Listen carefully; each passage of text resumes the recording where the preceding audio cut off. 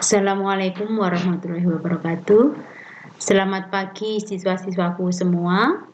Selamat bertemu lagi dalam materi pelajaran fisika. Silahkan berdoa dulu dan disiapkan modulnya. Nah, kali ini kita akan membahas materi berikutnya, yaitu KD 3.3 tentang fluida statis. Setelah mempelajari fluida statis ini, nanti kalian diharapkan bisa memahami tentang 1. Tekanan hidrostatis, 2. Hukum utama hidrostatika, 3. Hukum Pascal, 4. Hukum Archimedes, 5. Tegangan permukaan, 6. Viskositas, dan terakhir tentang kapilaritas. Untuk pembahasan fluida statis ini sebenarnya nanti ada kaitannya dengan KD berikutnya, yaitu fluida dinamis. Perbedaannya apa?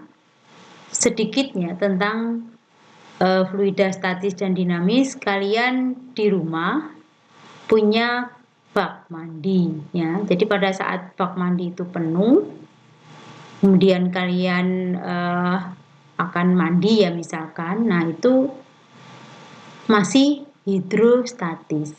Tetapi pada saat kalian membuang air di dalam bak mandi tersebut, nah maka itu sudah hidrodinamis. Nah, besaran-besaran apa saja yang di dalam fluida statis? Marilah kita bahas yang pertama, yaitu tentang tekanan hidrostatis. Nah, ini Bu Sri beri ilustrasi ya. Di sini ada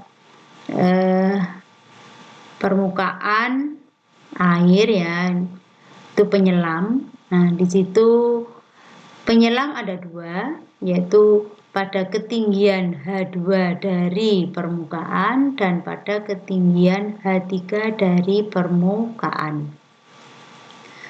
Nah, berapa tekanan hidrostatis yang dialami 2 penyelam ini?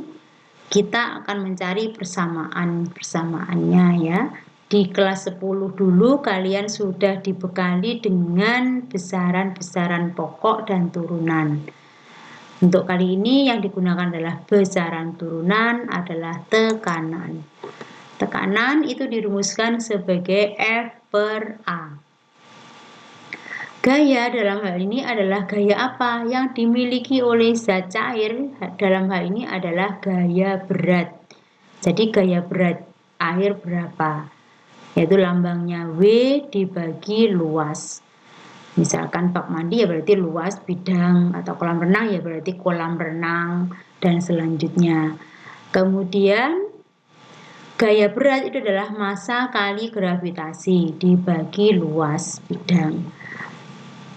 Massa zat cair itu sama saja atau dijabarkan lagi menjadi massa jenis kali volume kali gravitasi tetap dibagi luas. Nah, volume zat cair dalam hal ini sama saja dengan luas alas yang ditempati kali ketinggiannya. Nah, ketinggian volumenya. Kemudian gravitasi tetap dibagi luas. Karena bidang luas itu atas dan bawah, maka ini bisa dieliminasi sehingga tekanan hidrostatis di sebuah titik di dalam zat cair tersebut tinggal persamaannya menjadi massa jenis zat alir kali gravitasi kali ketinggian. Ketinggian ini dihitung dari mana? Ketinggian ini ingat dihitung dari titik yang akan dihitung tekanan hidrostatisnya ke permukaan zat alir. Ya, ke permukaan zat cair. Berarti kalau penyelam yang paling atas berarti dari ini ke paling atas, ke permukaan atas. H2 dalam hal ini. Kalau penyelam yang kedua yang bawah berarti ketinggian dihitung dari penyelam tadi ke permukaan atas. Nah, ingat ya, jadi H itu dari titik yang akan dihitung tekanannya ke permukaan zat cair bagian paling atas. Ya, itu tekanan hidrostatis persamaannya ya. Nah, tekanan hidrostatis tadi jika tidak memperhitungkan tekanan udara luar atau tekanan yang diukur oleh barometer. Jika tekanan udara luar diperhitungkan, maka persamaannya menjadi pH tekanan hidrostatis total sama dengan tekanan udara luar saat itu berapa ditambah tekanan hidrostatis di titik tersebut. Itu jika tekanan udara luar diperhitungkan. Nah, itu tadi persamaan tentang tekanan hidrostatis. Selanjutnya kita bahas tentang hukum utama hidrostatika. Teorinya yaitu semua titik yang terletak pada bidang horizontal di dalam zat cair yang tenang mempunyai tekanan hidrostatis yang sama. Itu teorinya ya, bunyinya. Nah, kalau dinyatakan dalam persamaan, maka tekanannya sama, yaitu P di titik A sama dengan P di titik B. Atau ada berapa titik yang dihitung tekanannya ya. Kalau hanya 2 ya berarti AB atau 1 dengan 2 dan selanjutnya. Karena tekanan hidrostatis tadi adalah rho GH, maka di titik A berarti atau 1 boleh rho 1 GH1 sama dengan tekanan di titik B rho 2 GH2. Itu persamaannya ya. Untuk lebih jelasnya di sini saya ilustrasikan ya dengan gambar bejana berhubungan. Nah, di sini ada titik A, B, C, D terletak pada satu bidang horizontal, satu bidang datar. Maka tekanan di A, B, C, dan D sama. Jika di bawah A atau di atas D ini saya beri titik lagi ya, dan kita tentukan tekanannya, maka akan tidak sama ya. Berarti di A, B, C, D, misalkan di bawah E itu, di bawah A itu ada titik E, di bawah atas D itu ada titik F, maka tekanan di E dan F tidak akan sama karena tidak terletak dalam satu bidang datar. Nah, itu pengertian hukum utama hidrostatika. Untuk lebih jelasnya, marilah kita bahas contoh soal seperti berikut. Nah, di sini saya beri ada sebuah pipa U mula-mula diisi air dengan massa jenis 1000 kg per meter kubik. Maaf ya, ini salah ketik ya, ini adalah meter kubik. Dan selanjutnya yang ditanyakan adalah berapa besar massa jenis minyak goreng di dalam pipa U tadi. Nah, untuk lebih jelasnya kalian lihat gambar ini.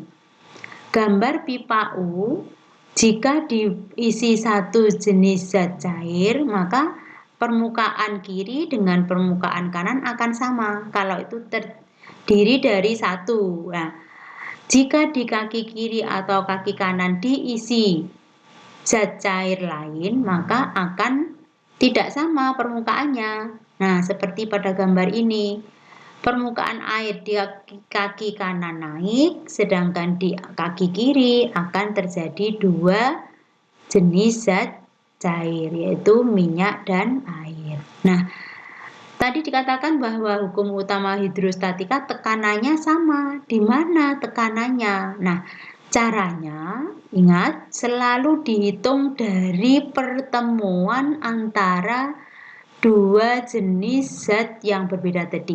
Itu di permukaan air dan permukaan minyak yang bertemu. Nah, di sini kemudian ditarik garis mendatar horizontal. Nah, ini lihat dari garis putus.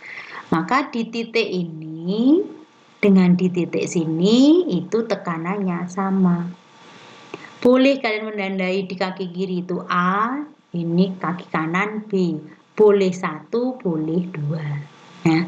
Nah, untuk menyelesaikan ini kita buat persamaannya tadi ya. Kita jawab persamaannya adalah kaki kiri kita namai titik A, kaki kanan kita namai titik B. Ingat, dari pertemuan permukaan dua jenis zat yang berbeda dibuat garis mendatar.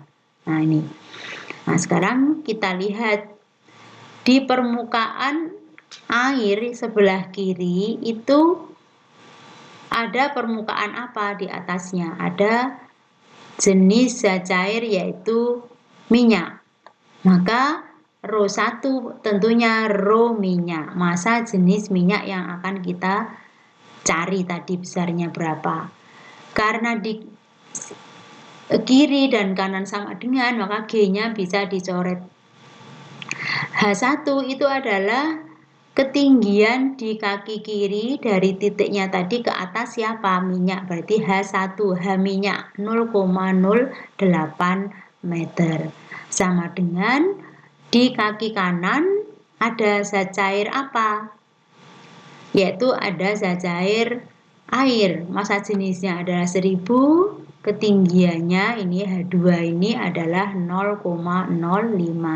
Sehingga diperoleh massa jenis minyak adalah 625 kg per meter kubik. Ya, ini dibetulkan ya, dibetulkan satuannya. Nah, itu tadi contoh soal tentang hukum utama hidrostatika. Nah, selanjutnya kita teruskan ya, yang tadi penjelasan tentang G yang dihilangkan. Kita lanjutkan yaitu tentang hukum Pascal. Secara teori, bunyi hukum Pascal adalah apabila fluida dalam ruang tertutup diberi tekanan, maka tekanan tadi akan diteruskan ke segala arah sama besar secara merata. Itu secara teori. Kalau dibuat praktekkan di dalam sebuah alat, yaitu bisa diilustrasikan seperti ini. Jadi ruang tertutupnya adalah bejana berhubungan ini ya, dibuat sedemikian hingga antara kiri dan kanan luas penampangnya berbeda. Nah, kalau kaki kiri diberi gaya tertentu, maka akan timbul tekanan karena tekanan itu adalah gaya dibagi luas penampang tadi. Maka di kaki kiri tekanannya akan sama dengan di kaki kanan, atau luas penampang 1 sama dengan luas penampang 2. Itu tekanannya. Nah, itu secara teori. Kalau dibuat persamaan menjadi seperti berikut. P1 sama dengan P2 dijabarkan P1 itu adalah F1 per A1 sama dengan F2 per A2. Itu secara teori ya. Nah, sekarang kalian buka modulnya halaman 116, soal latihan 3.5. Di sini Bu Sri Asih beri penyelesaiannya, cara penyelesaiannya. Ya, di situ ada dua penampang ya, kaki kiri dan kaki kanan berbeda, kemudian kaki kanannya ada selisih ketinggian zat cair. Nah, berapa gaya yang diberikan pada penampang 2 agar seimbang dengan posisi seperti itu. Nah, untuk penyelesaiannya di situ sudah ada petunjuk bahwa tekanan di kaki kiri sama dengan tekanan di kaki kanan ditambah tekanan karena selisih ketinggian permukaan di kaki kanan. Itu adalah rho GH. Kita jabarkan PA itu adalah FA per A di luas penampang di A sama dengan FB per luas penampang B ditambah tekanan hidrostatis karena perbedaan ketinggian permukaan zat cair tadi. Setelah kita masukkan nilainya, ingat kalau memasukkan nilai-nilai angka itu harus satu-satuan. Satu-satuan maksudnya apa?